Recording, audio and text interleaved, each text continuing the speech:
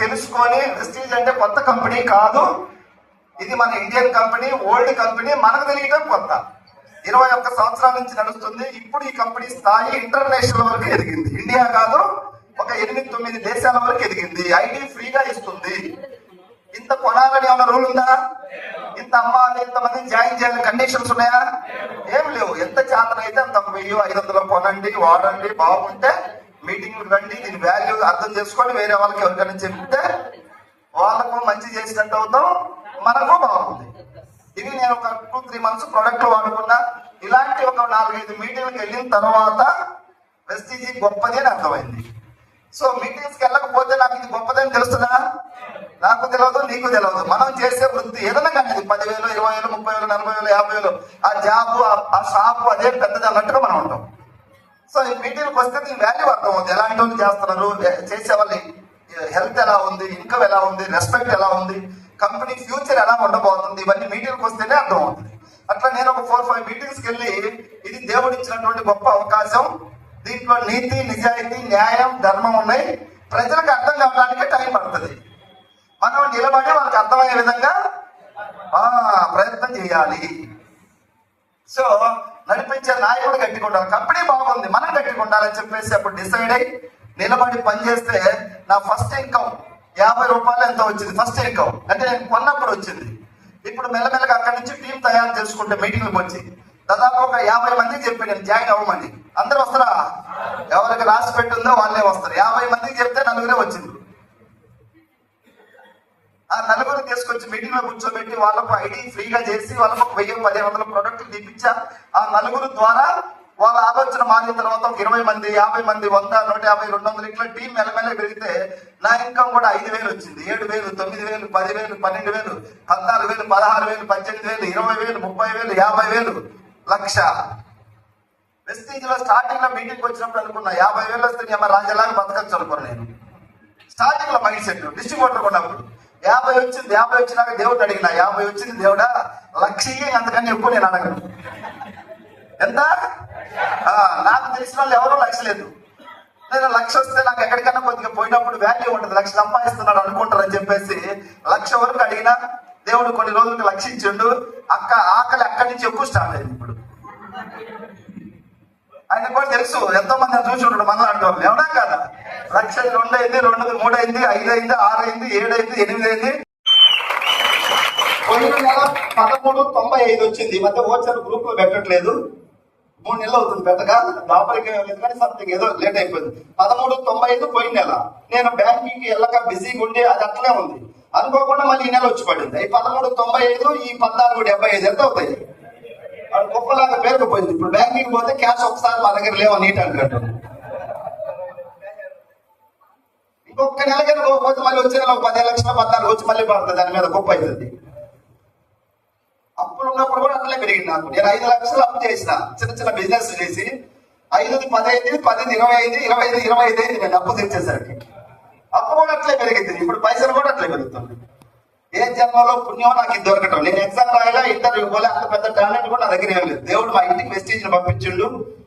ఇప్పుడు దాకా నీకు చెప్పిన పిఎస్ఆర్ గారు మా గురువు గారు, వాళ్ళ మాటలు వింటూ నేను ఎదిగా. ఇప్పుడు దాకా మాట్లాడే మన లీడర్లు అందరూ కూడా చాలా వాల్యుబుల్ ఇన్ఫర్మేషన్ మీకు ఇచ్చిండ్రు. ఎవరు ఇచ్చినా దాన్ని ఆచరించే వాళ్ళు కావాలి.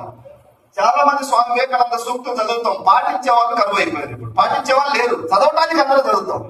సో ఇప్పుడు దాకా మా లీడర్లు చెప్పిన అన్ని కూడా మీరు శ్రద్ధగా విన్నారు, దాన్ని ఇంప్లిమెంట్ చేయండి. ఐడి తీసుకోండి, ప్రొడక్ట్ వాడండి, సమాజానికి మంచి చేస్తాం. ఇప్పుడు నా టీం సైజ్ దగ్గర 1,00,000 మంది ఉంటారు. ఎంతమంది? నేను ఒక్కరిని కష్టపడితే 14 లక్షలు వస్తాయా సార్? నా స్థాయి 30-40 వేలు వెస్టీజ్కి ముందు. ఇప్పుడు కూడా అదే. నాకు వీళ్ళందరూ తోడవటం వల్ల నెలకు 10-12 కోట్ల బిజినెస్ జరుగుతుంది. ఆ బిజినెస్ మీద నాకు వచ్చే పర్సెంటేజ్ 14-15 లక్షలు. సేమ్ నీకు అంతే 1 ఇయర్ మాతో ఉంటే టీం తయారవుద్ది. టీం ద్వారా సేల్స్ పెరుగుద్ది. ఎస్ఆర్నో దీనికి education, experience, height, weight, personality, talking power, బాగా ఇంగ్లీష్ రావాలి, హిందీ రావాలి. వెస్టీజ్ గొప్పది. దాన్ని పట్టుకొని నిలబడితే మన టీం వచ్చేస్తుంది. ప్రొడక్ట్స్ బాగున్నాయి. ఇప్పుడు నాకున్న 1,00,000 మందిలో నేను ఎవరికైనా ఏమైనా ఫ్రాడ్ చేశానా?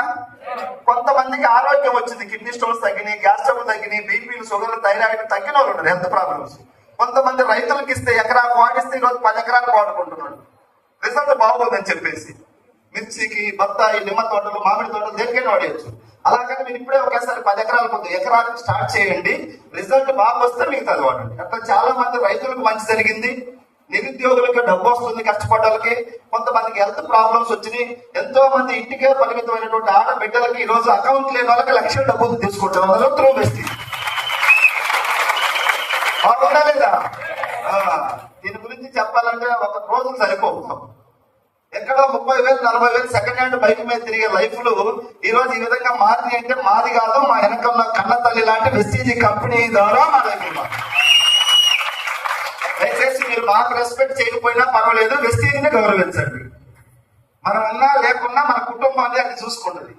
నేను ఇప్పటికే డబ్బు బాగా సంపాదించుకున్న వెస్టీజ్ లేకొచ్చి 5 years నేను తీసుకుని ఇంకో ఇయర్లీ 3.5 కోట్లు దాటిపోయింది, ఎప్పుడో దాటిపోయింది. ఇప్పుడు 4 కోట్లు కూడా అయింది.